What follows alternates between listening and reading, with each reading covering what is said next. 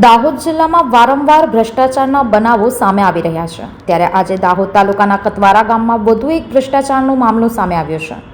કતવારા ગામ આગાવાડા તેમજ કુંદનપુર રોડ પર ચાલી રહેલા નવીન આરસીસી રોડના કામમાં કોન્ટ્રાક્ટર દ્વારા ભારે ગેરરીતિ થતી હોવાના આરોપો ગ્રામજનોએ લગાવ્યા છે।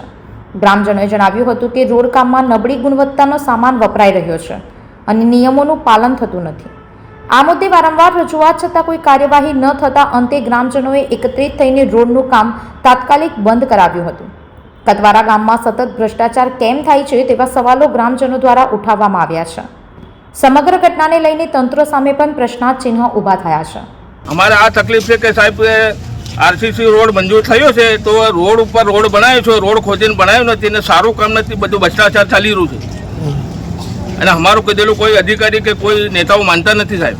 તમને કેવી રીતે લાગી રહ્યું છે ભ્રષ્ટાચાર છે? ભ્રષ્ટાચાર તમે આ દેખો ને સાહેબ, આપણે રોડ ખોદ્યો બી નથી, પીસીસી બી નથી કરી, લોકોને સારું નથી, સિમેન્ટ બી સારી નથી અને બધું ભ્રષ્ટાચાર લાગી રહ્યું તમને। આ રસ્તો ક્યાંથી ક્યાં જાય છે?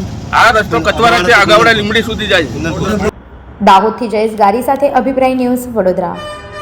આવા જ વધુ સમાચારો જોવા માટે સબસ્ક્રાઇબ કરો અમારી યુટ્યુબ ચેનલને અને જોડાયેલા રહો ફેસબુક, ઇન્સ્ટાગ્રામ અને ટ્વિટર પર।